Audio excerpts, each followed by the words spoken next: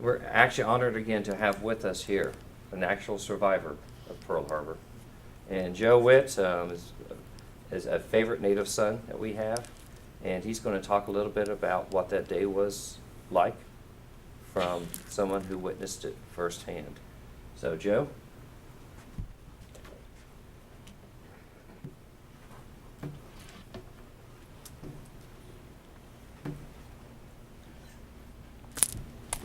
So, they never told me I was going to have to go talk. My throat is not quite clear today. Here you go, if you want some water. Yes.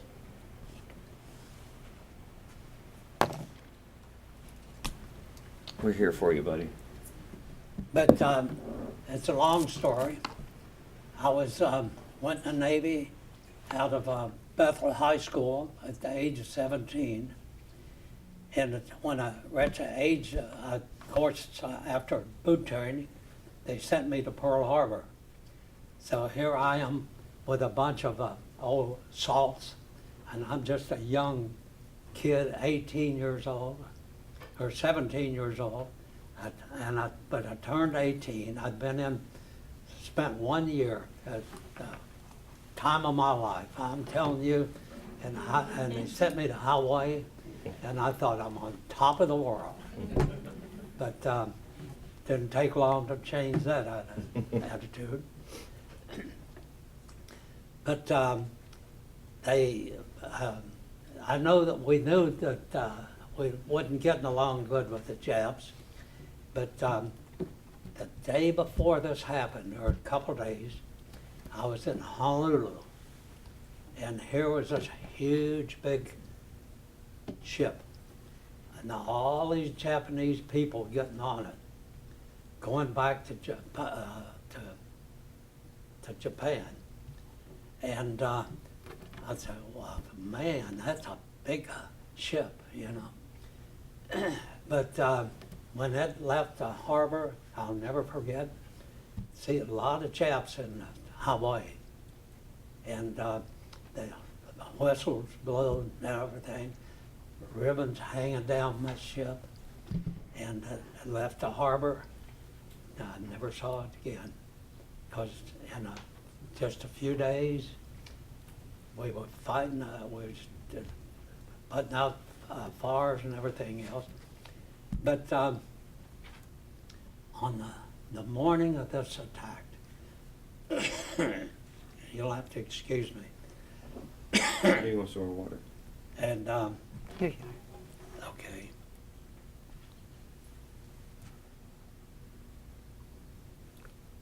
So it was Sunday.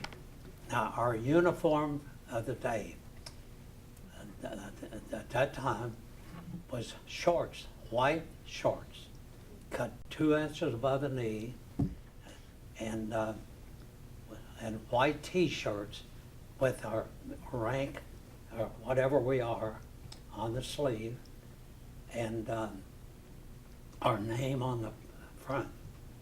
Now that's a regular T-shirt like you wear. And that's the last day I wore the T-shirt on the ship, or on the open like that, because it changed.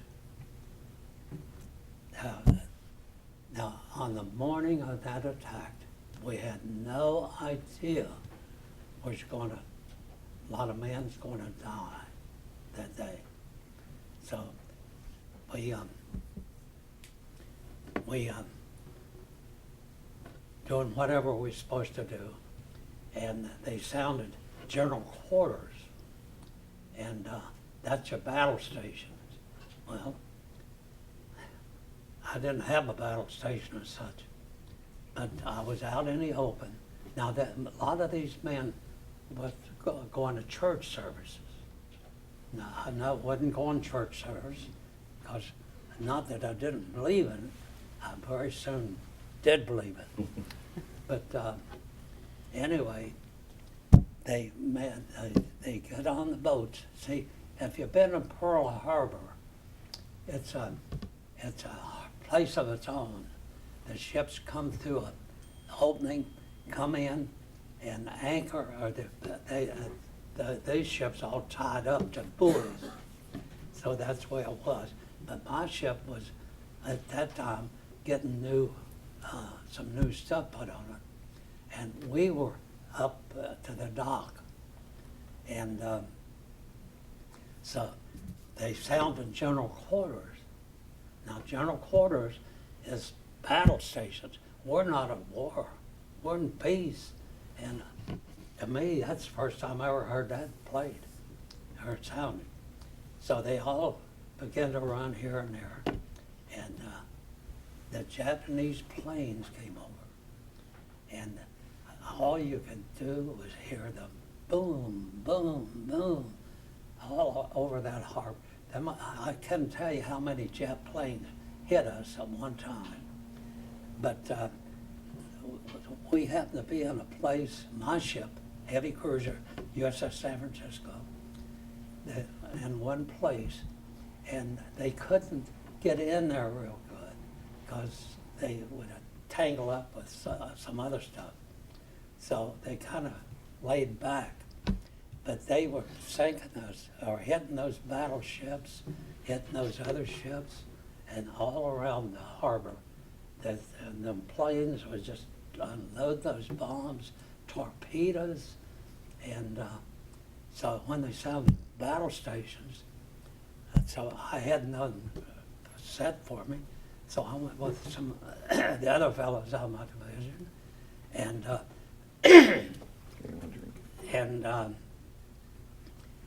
went to the armory on the ship to get something to shoot with.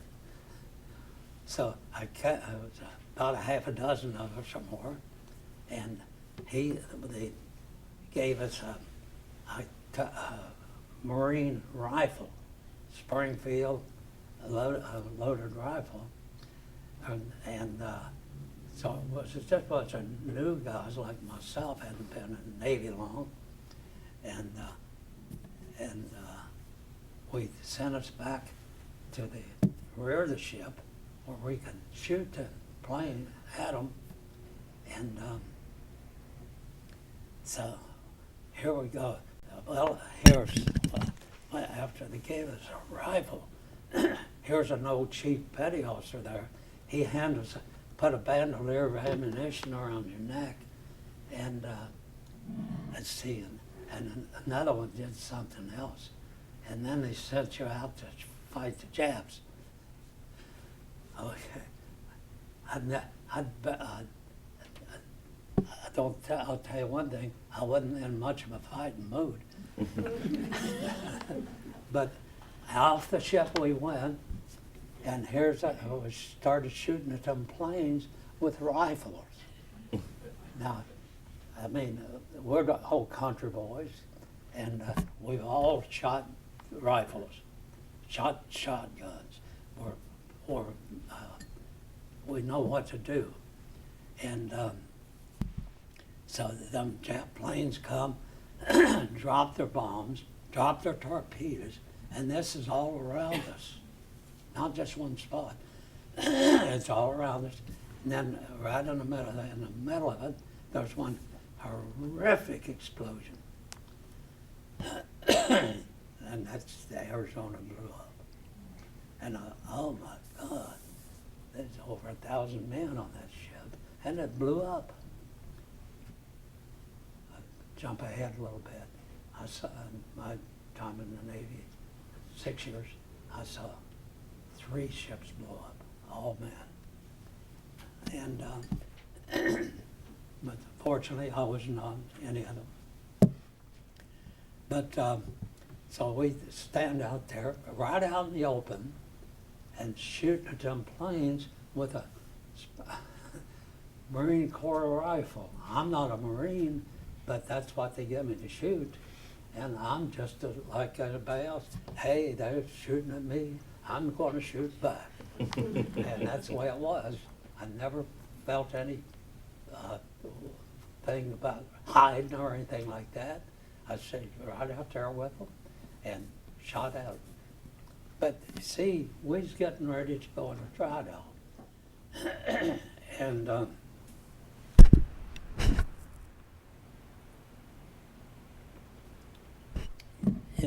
you'll have to excuse me, caught me at a bad time. And so we didn't go into the dry dock at that time, but we was ready to go in. So they had all of our ammunition, all of that stuff stripped off the ship. You can't go in a dry dock with ammunition on your ship. So I learned that later. And so them Jap planes would come in and drop them torpedoes, and they didn't stop. They machine gunned men swimming in the water. That's how vicious they was. I've hated them with everything I've got for the rest of my life. They and right today, and so that went on for a while. They didn't give it up, and we got ships on fire, on burning. We got ships that's blowing up, and here I was standing with these other guys with rifles, shooting the Jap planes. Now, I don't know what, I never thought I hit one, but I used to hunt quail. Now, I know it's illegal. When I was a boy, and that's practically what it was then, we hunt, and that's the way we get our food out of, hunt those quails, and I knew that when a quail went up, you had to get on the quail and then follow him, come out where you think he's going to be. So that's what happened there. And so after all this is practically over, here comes this one Japanese plane, and he's not much higher than a ceiling. Maybe he could put another 4 feet on it, and that's where he was. Very slowly, 2 men in that plane, and they flew right over past. And so, with those rifles, I drove down on that plane, then I moved it ahead about so far, pulled the trigger, and he kept right on going. Look ahead a little bit. A few years later, I was telling an officer about what I did, and he says, wait a minute. He says, they just discovered a Japanese plane with 1 bullet hole. A rifle bullet hole in that plane, Japanese plane. Of course, he kept on going, but and I think, my God, at least I got a hit. I think it was me that shot that rifle, but I have no thing to say I did. But I went ahead and was in the Navy and gunnery division and deck division. We did all the work. We Holy Stone. Any of you got people ever Holy Stone? Anybody in there? Raise your hand. The Holy Stone is the deck of those ships were almost white from scrubbing, cleaning. My God, I never said you could eat off them. But the Holy Stone, they were taking we're going to have an inspection on Saturday. Okay, for Sunday. Some important person's going to come. I just threw that in. But what they do, they go around and anything on the deck, that's wood decks now, teak, and later on, then burn like heck. Oh, it got on fire. So they would go over the hard deck, take acid, sometimes stuff, and put on any spots, and then on the day you want a Holy Stone, you take your shoes off. You get out there, and you got a brick about so big with a place on top and a broom handle stuck in there, and you get down and take that brick and that whitewash on there, and that deck comes out just beautiful white. But anyway, that gets away from what I was talking about. They